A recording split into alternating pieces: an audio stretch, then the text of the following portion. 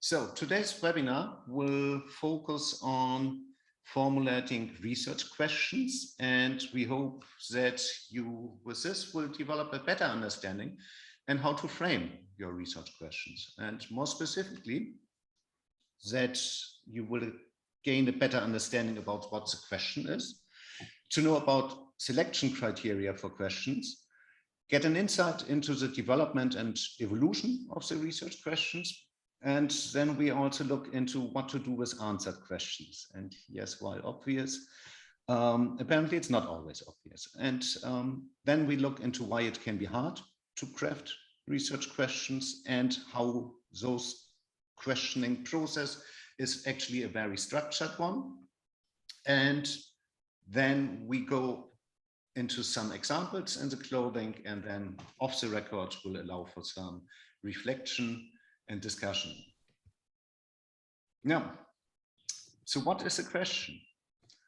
And actually, what is the question seems to be often the actual question, or at least the question at the start, because research questions do not pop out of the blue. It's not that much about your creativity as a researcher who decides about what is the question. No, it's rather derived from the context of the research taking place and from the purpose. And once a question gone wrong, then the ultimate answer to life is something like 42. And this is to say that if the question is faulty, then the answer will also be skewed. And this is something one should be very well aware about, that the question must be derived from the research purpose or the research problem. So let us look into how to derive actually research questions. Now, if the horse wants to know about the essence of horseness, for example, then there are a number of obvious research questions that could be derived from that. For example, what is the essence of horseness? Where is there information about horseness? And what is horseness? You see, each of the words includes the word horseness because that's the purpose of what the horse wants to do. Or what does it mean to be a chicken? Now, possible questions to this would be, why do you want to know about what it means to be a chicken? Where do I find information about the meaning of being a chicken? Or is there a common meaning of being a chicken? Again, the word chicken is in each of the questions presented, so it's clearly derived. Now, if you are those two that observing that things ain't be the same around, since the research dude did those interviews, then possible questions could be, why aren't things the same anymore? What's happened since the research dude was there? What happened once the research dude was there? So again, the research dude is quite present in the question. And if you are that small piggy on the right side down and want to find out about your inner personicity, then possible questions would be, where is my inner personicity? What is my inner personicity? Or why do I feel like I would need to find my inner personality? So as you can see, there's a clear relationship in between the purpose and the objective of what one wants to find out and the question that is to be derived from that. So, and this is something where one should be starting either over the objective purpose or research problem, or about the research question and then seeing what is a matching research problem objective. Yeah, so there's a clear relation in between the two. So then what are the selection criteria for research questions? We've seen already in the examples that the W questions starting are the obvious one, like the who, the what, the when, the where, the why, but then also the how. Can something be? Will something be? Does something happen? Or which, a comparison. So, and depending on the type of study that we are going to carry out, some questions and some words qualify more than others. The why word, for example, is a very powerful word because it allows to openly explore, and that is lent towards qualitative research most often. And there we look into reasons, into causes, and into purposes. Now, others are much more tailored and detailed, like location, time sequence, classification. So those are the more categorizable ones. So now we look now into an example from a research group and on how this research group has been working towards setting their research agenda and coming to possible research questions that they could be asking. Now, this is a very structured approach that they have been taking. They started out with a simple list. On the left side, you see the domains that could be applied to carry out research. In their context, it was users, language and media of communication, the interactivity of systems, strategic design. So as a next step, they then went further on and looked into each of those domains, understanding what could be looked in here from a scientific perspective. Theory, user dimensions, cognitive context, social context, which methods could be applied, user observation, design survey, user modes, or tools that could be used. Now, but this is quite open and broad. The question then is, what is the role and who of the we and me, and who is ultimately defining on what we are going to look at? Is it me and my personal interest? Is it we, like the group, who's setting it? Is it the literature that is defining, or is it the research problem that ultimately will decide which of the research questions could be asked? Or is it the knowledge gap around the research problem? And if it's a knowledge gap, then what is the knowledge gap and what is unknown from here? So defining the research question is perhaps a combination of factors. Or as a colleague put it, first attempts at formulating the research question are often too expensive and vague, too pontifical and self-conscious, or even too ideological and politically correct. The framing of the research questions is iterative, and it is viewed as a necessary step toward clarity of purpose. This is a dimension of linguistic difference. For example, the research question might challenge existing research or theory, ask an as yet unanswered question, provide information with which to extend or build a tool, or generate an improved method. Each of these examples carry with it a presumed context, a specific research or theory, a challenge, a domain of knowledge, with the question pending on knowledge of a specific kind of tool or method, respectively. Now, this is a well-intended guide. The question is, how much is it guiding you? Because it asks you to perhaps look into existing research or theory, ask a yet unanswered question. Now, this is very broad. Do you really know what is unanswered? Do you know about existing research theory? How far will you get with this type of guidance if you're someone new to your field? No. Sometimes questions are, however, a more obvious given. If you look into this situation, I think a number of questions can be clearly derived from it. Why did the car crash? How did the car crash happen? What was the driver doing once the crash happened? What does the computer log file tell to us about the moment the crash happened? Have there been similar crashes in the past? Now, and the last question brings you then to related literature. And from that, your question can further emerge naturally because you found an entry point, a very concrete entry point into a literature review. So you manage to eliminate the we, the me, the they, and focus on it, the research problem. Now, understand guidelines can help you in understanding what can be looked at.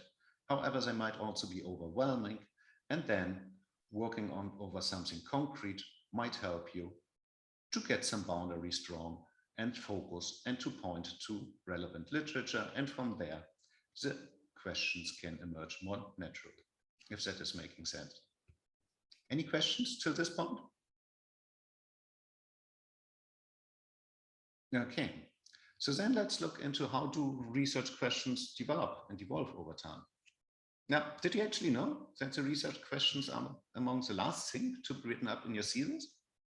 And having said that, as much as they are amongst the last thing to be written up in your thesis, they are obviously also the first thing from which your research starts.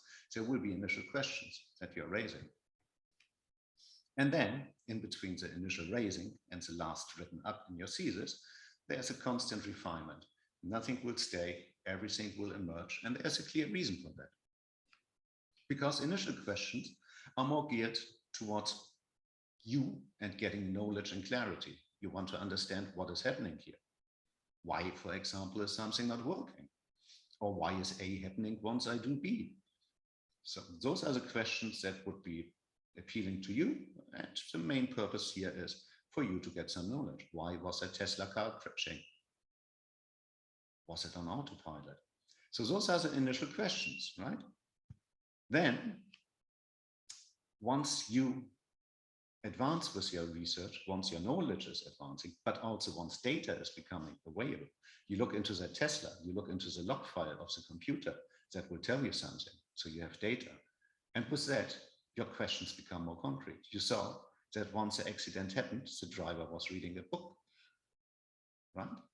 So anything that the data can tell you will guide your research further. And with this, the questions will change up to a point where you need to flip it and rather ask, what are the questions that this research actually answered? You see the egg and chicken? What was first? Now, obviously, you do have some questions, but more often than not, your data is telling you something that you didn't ask, that you did not expect.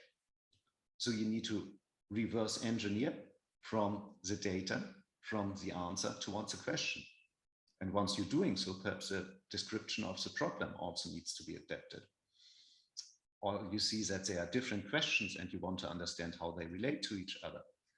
Now, all of those type of questions are emergent questions. And at the end of your research, you will know exactly how the different things are ending up and matching and how you have come from the initial questioning towards the final ones. Now, this looks neat and tiny, but it's not as linear forward. It's perhaps a bit more while iterary front and back by the same time. So the questions are subject to change and they evolve. And up until the very end point, this will be a constant question answer matching process, and that's part of the analytics that goes in it. So you compare your findings against the literature to assess what questions can be answered and what still remains unknown. And you see here the arrows to the back side and to the front side. This means on the one hand that you constantly will compare what is known from the literature towards what is the data is telling you, and thereby define the questions further, but also then at a final point to understand where do your questioning stops, what will not be advanced further, but rather be an endpoint of your thesis and suggested future research, and there you closes it for good. Now, let's see in this example how questions can evolve over time from something very basic, like what factors affect consumer choice between disposables and durables. Now, this is a very broad question. You have factors, which is very vague, consumers, what type of consumers, what are the disposables, and what are those durables? Do we talk about plates, about batteries? Yeah, that's still very vague. And as you go further, the question then might become also more specific. What personal values affect consumer purchase between products of diverse lifespans? For example, single use through permanent use. So there you already substitute some general terms against specifics. And this is something that actually should be done the entire time to check what are generic terms that still can be replaced against specifics. Factors, yeah, what factors? Personal values, that's more precise. Now, in the next revision, this question has emerged towards how to express attitudes on environmental responsibility corresponds to actual behavior regarding the purchase of single-use through permanent use products. Now, again, it is a different evolution. We are now talking about environmental responsibility. So we have gotten to a next point of being specific. And then the final question would be that precise and the outcome of a constant refinement, and as you will see it in the thesis. Now, And as we are there, so what do we do with answered questions? I mean, I said already, initial questions might be more for your knowledge, for your understanding. And if that's the case, and yes, Kate, there will be a recording. If that is the case, then we might not have that in our thesis. But some of the questions will perhaps answered and still be in your thesis, being part of the literature review, or be it part of the data and analysis section. So wherever there is a ground reason for questions that are answered to be part of the thesis and to not be excluded, if that makes sense. A lot of times an initial dialogue goes on and you just reflect and you understand and you build up knowledge, but then you think, okay, I understood that, and you don't even consider that this still, or this already has been some research being carried out.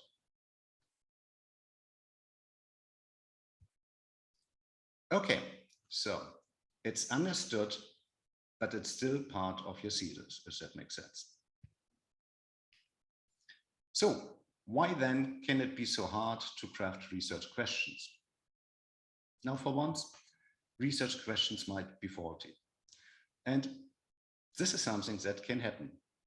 In particular, if there is a mistaking, or for example, you have a correlation, or you think, no, that's causation. So you mistake the type of questions or the things, inferential questions for causal questions. So this is something that happen. And as we see, an example for that, a connection between mobile phones and brain cancer might exist, but it's surely also possible that cell phones cause brain cancer, but maybe a cancer diagnosis leads to the fact that people afterwards report spending more time on the portable phones than they actually did. So yeah, there's still no causal relationship unless it's scientifically proven that A is causing B.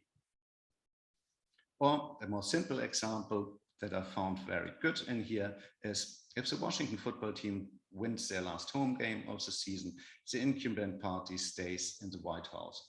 That rule has predicted 17 of the last 19 presidential elections, but that doesn't mean their wins or losses influenced who moved into the White House. Maybe it's the other way around, and maybe it's a coincidence. Answering the inferential questions, is there a correlation, says nothing about the causal questions. So understand the question might just be faulty, or the question is perhaps simply wrong. And one of the reasons for the question being wrong is exactly it hasn't been derived from the purpose, so as we initially looked at, the why, the what, the how. And in that case, obviously, the question can't provide the answer that you will be looking at. Now, there are some common mistakes, like the inferential question is mistaken for causal. So exploratory questions are taken for inferential, like data dredging. You only consider data that supports your argument. And this is actually something that even outside of science, we see quite well, that people are looking rather for evidence to confirm their assumptions instead of open-mindedly looking into data and to analyze what the data is telling us. So those type of things one need to be aware of. And there are a lot of guides out there, and whatever the question and the focus, as presented here on the left side, you are looking at, try to find a matching guidance on how data analysis will work, like here exemplified on the right side. And there are related studies for any type of research. Research is working over related studies. Therefore, you will find something like the data analysis flowchart just tailored for your needs if you work over related research. Now, I think what's important here, though, to recall is that any type of research should work rather over a problem view, but not a solution view. And how this can change the information that you get out of that, we will look into the right example. where there's a general research question that goes. An excellent way to form general research questions begins with the information gaps that decision maker and researcher identified earlier when discussing the research problem. Recall that information gaps are simply the difference between what the decision maker currently knows and would like to know about the problem in order to make a decision. For example, in one recent project for this class, the problem that faced the decision maker from Habitat for Humanities Restore was simply, what must I do to increase my sales to $1 million annually? The Restore two primary target market are low-income homeowners and small independent research networks. Now, depending on how you read that, you might focus on very different things. If you have read that with a solution focus, then what you would have gotten out as a question is, what must I do to increase my sales to $1 million annually? If you have read the same with a problem focus, then the two parts on which you have focused would have been the decision problem initially mentioned and the problems that face the decision makers afterwards being brought up again. So the very same text can lead you into very different directions depending on your reading lens. And as a researcher, you are expected to work over the problem view, but not the solution view. So keep that in mind. And finally, it's hard to draft questions because there's an underlying complexity in the framing process. Now, there's a clear relationship in between the research problem, the research question, and the outcome expectation. At the start of the research, you will have a very clear outcome expectation. There are some things that you want to achieve in your research. There's a problem to be solved. Therefore, a research question often is biased by exactly that envisaged and envisioned outcome, while it should be derived from the research problem, which is much more unknown to you at the beginning. So this makes the research question framing a really hard process. However, it's a very structured process, and in the very, very basic form, it might just start like this. You look into, is a research question of interest? Is it passing the white ballot pitch?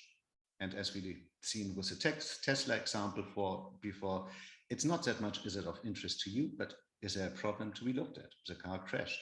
It's obviously something we should be looking at. Is it a timely problem, perhaps rather than an urgent one? Because you clearly don't want to research why the next Tesla would crash again. That's an urgency you can't handle.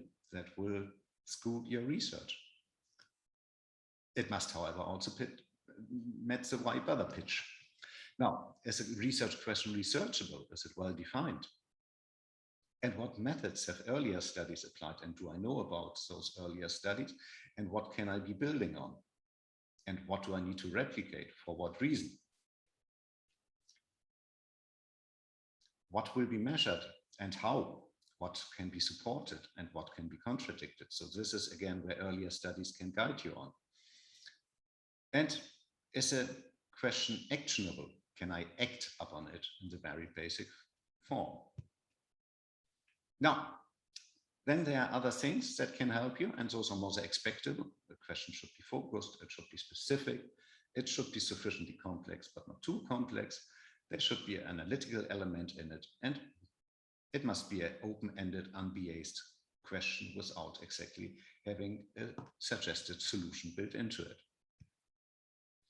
And since we are there, let's research, so avoid speculations, work over facts and figures, and start from the very simple, what is the research problem question? Do you know about it?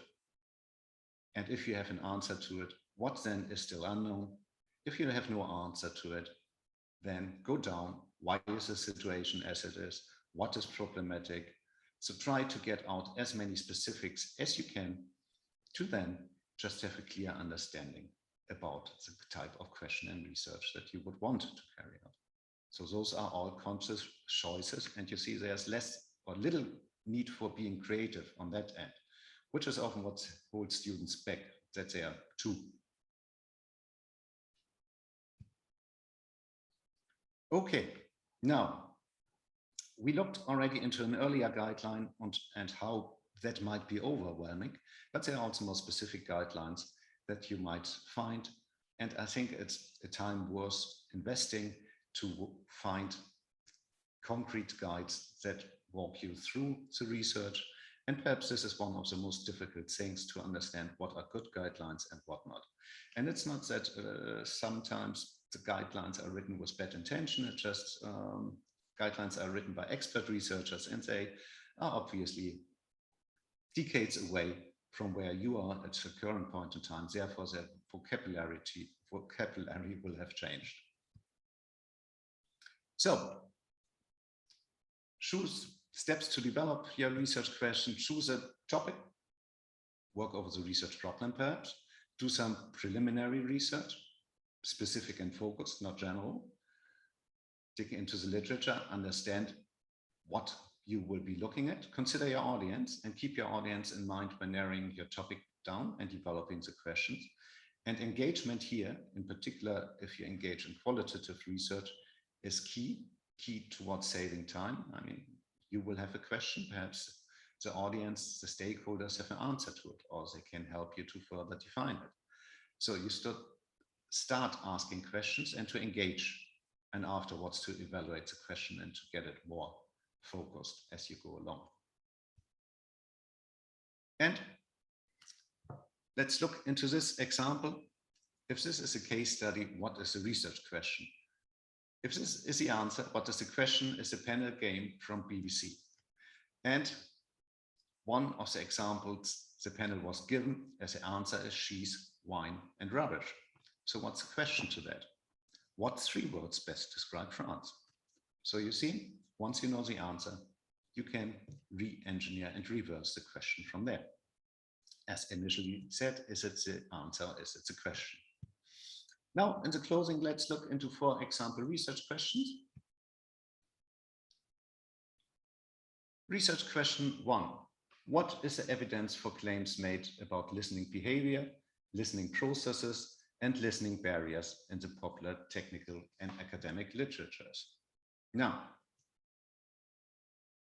let's see what this question is only asking for collecting data. However, it is not clear what the data is needed for. What is the purpose of collecting the data? Right? So, not a so good research question. Another example. What should theories of listening look like? What sort of terms ought they contain? And what are the specific components of good listening theory? Good question or not? Let's look into this. Now, this question asks you for speculation about the solution. So that's not so good. It's not clear to what problem it would be a solution. And what is the meaning of good anyway? Good is a relative term. As we've been seeing in the revision earlier on the one research question, how it emerges over time, those generic terms should be specified in each revision a bit more, step by step. So good. What is a good listening theory? Can we be more specific here? And I said it's evolutionary. So for the first question, this is a good question. If you would ask, is this a good question? Then perhaps the answer is at which point in time? Towards the end of your thesis research? No. As a starting question? Yes. Food for thought? Yes, that it provides.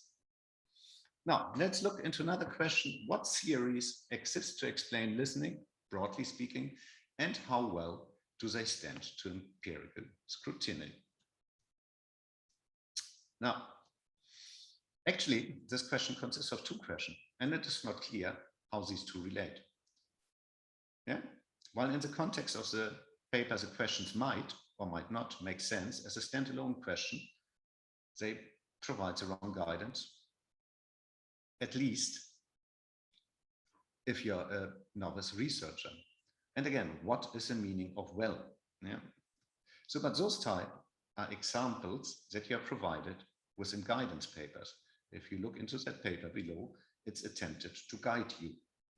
So you need to understand that what you're looking at and what is suggested to you as being a good guidance to follow, as a matter of fact, if standing alone is not a good guidance. And as a matter of fact, the meaning of well is a relative. It's not a specific. What do you mean with well? Right? So beware of guides and guidance and critically question those. Finally, let's look into this research statement. Our proposed project seeks to overcome this barrier by addressing the following actionable research question. How can existing data and insights into the policy process be leveraged to inform decision-making on where and how to intervene, to effectively shift multiple access of food systems towards enhancing the sustainability of diets? Now, it reads like a very well-focused question. Now, we see, however, that there are different themes in here: existing data and insights into the policy process, informed decision-making, where, how to intervene effectively towards enhancing the sustainability. Now, it is not clear from the research statement how those interrelations would be considered in the research, or how they belong or do not belong together, or what is the definition of effectively and what are the multiple access. So this is perhaps not a so good example to follow. Having said that, this will be a common example that you see, for example, in publicly funded research projects, which are written for a different audience. They are not written for the fellow researcher. They are driven by matching what the funding organization wants to see. And perhaps they, in their funding strategy, want to see decision-making. They want to see intervene. They want to see effective shifts. They want to have multiple access. And sustainability, it must be a strong element. So it must be obvious to you, or you should be well aware, what is the purpose that something has been written for. And those are the things to be trained. Now, and if you want to train this a bit further, then check out our training course on issue identification, problematizing, and research question framing, which will walk you through the different steps in the process. The course is available for self-study and free, or fully tutored, or with flexible on-demand feedback whenever needed. Now, let's come into the group activity, and with this, we will be stopping the record, so to allow for some open discussion.